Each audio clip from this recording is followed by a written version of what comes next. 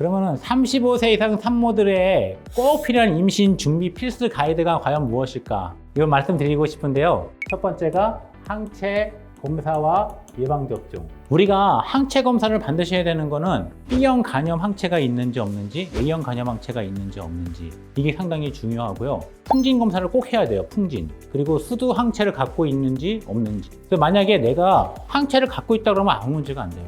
근데 항체가 없을 경우에는 백시네이션을 갖다가 하셔야 되는 거죠. 산모들이 백신을 맞을 때 사백신은 전혀 문제가 없지만 생백신은 약간 위험할 수가 있어요. 그거는 그 담당 주치 선생님하고 얘기를 또 한번 해봐야 되는 거죠. 그래서 여기서 제일 중요한 거는 루벨라고 하는 이 풍진 항체랑 톡소플라즈마시스라는 게 있어요. 요거는 이제 고양이나 개 등의 그 친구들을 갖다가 키우는 경우에 해당되는 거고, 그렇지 않은 경우는 할 필요는 없습니다. 풍진은 왜 그러냐면 임신 초기에 아기한테 기형아를 만들어 줄 수 있는 그런 찬스를 갖다가 제공하기 때문에 그래요. 또 하나는 고혈압이나 당뇨 같은 기저질환이 있을 경우에도 준비가 필요해요. 고혈압이나 당뇨, 그리고 갑상선 질환, 이건 굉장히 조심해야 되는 거고요. 여기 또 하나 있는 게 알러지 반응이 있어요. 알러지가 심한 엄마들 같은 경우도 알러지를 체계적으로 갖다가 잘 관리해 주는 게 좋아요. 왜냐하면 임신 초기에 됐는데 갑자기 숨이 막힌다던가 문제가 되는 거거든요. 이런 질환들이 갖고 있을 때 관리만 잘하면 됩니다. 임신 전혀 문제가 안 되는 거예요.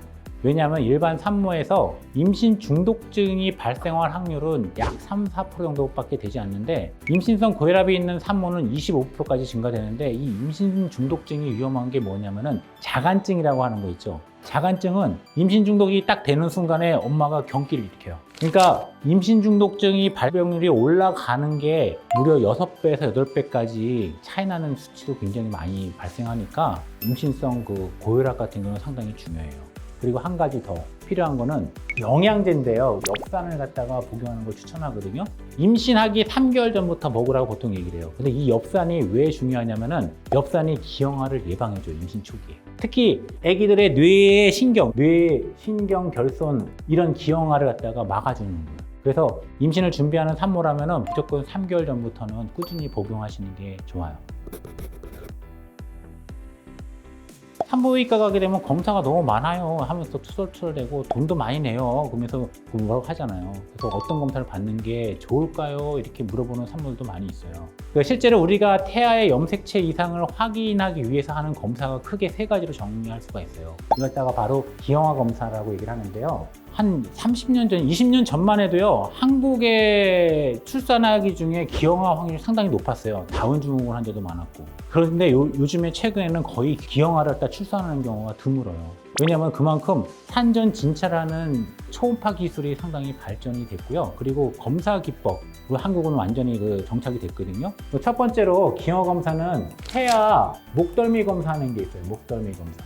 머리 경추 뒤쪽에 있는 건데, 요거는 보통 임신 11주에서 13주 정도에 하는 게 그 원칙이라고 얘기를 하는데, 요 두께가 6mm 이상 되면 기형아로 보시면 되는 거예요. 이 검사는 단순히 이제 초음파로만도 가능하고 가장 기본적인 선별 검사 중에 하나예요. 두 번째는 이제 NIPT 검사라는 게 있어요. 한동안 이게 되게 뜨거웠는데요.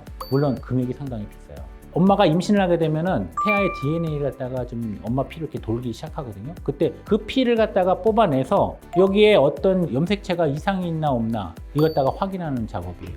이거는 특히 다운 증후군, 에드워드 증후군, 그리고 피타우머 증후군, 여러 가지 증후군들 갖다가 이제 알 수가 있는데요. 대표적으로 염색체 이상을 95에서 99%까지 정확하게 선별해낼 수가 있어요. 그래도 다운 증후군으로 약간 이게 의심이 된다고 나왔을 때 확진하는 방법은 염색체 검사를 또 하면 되는 거예요. 그래서 그 3번째가 바로 태아의 양수 검사라고 하는 거 있잖아요. 양수 검사.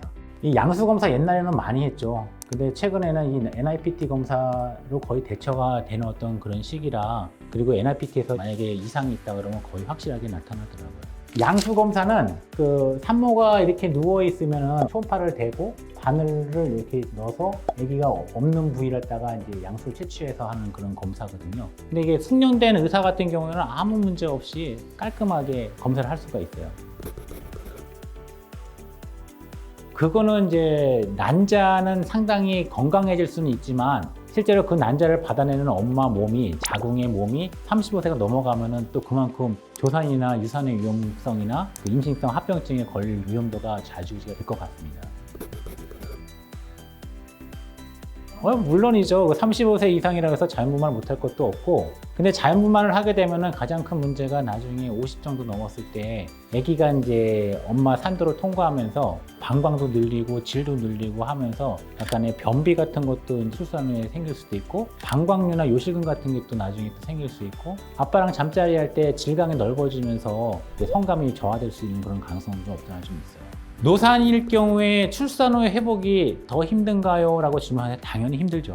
몸이 정상화되는 과정도 힘들고, 자궁 수축이나 아니면 질의 수축이나 방광의 수축 같은 게 더 늦어질 수 있고, 또 금방 회복하기가 너무 어려워요. 그래도 꾸준하게 관리하시고 내가 준비된 임신한다 그러면 되지 않을까 싶습니다. 오늘 말씀드린 것과 같이 나이보다 더 중요한 거는 준비된 임신이라는 거예요. 35세가 문제가 아니라 아무 준비 없이 시작하는 게 더 큰 문제가 될 수 있다는 점 오늘 명심하시고요. 오늘 영상이 임신을 준비하시는 여러분께 많은 도움이 됐길 바라면서요. 궁금한 점은 댓글을 남겨주시면 질문에 답을 해드리도록 하겠습니다. 35세 첫 번째 임신한 우리 엄마들 힘내고 화이팅 하세요. 화이팅!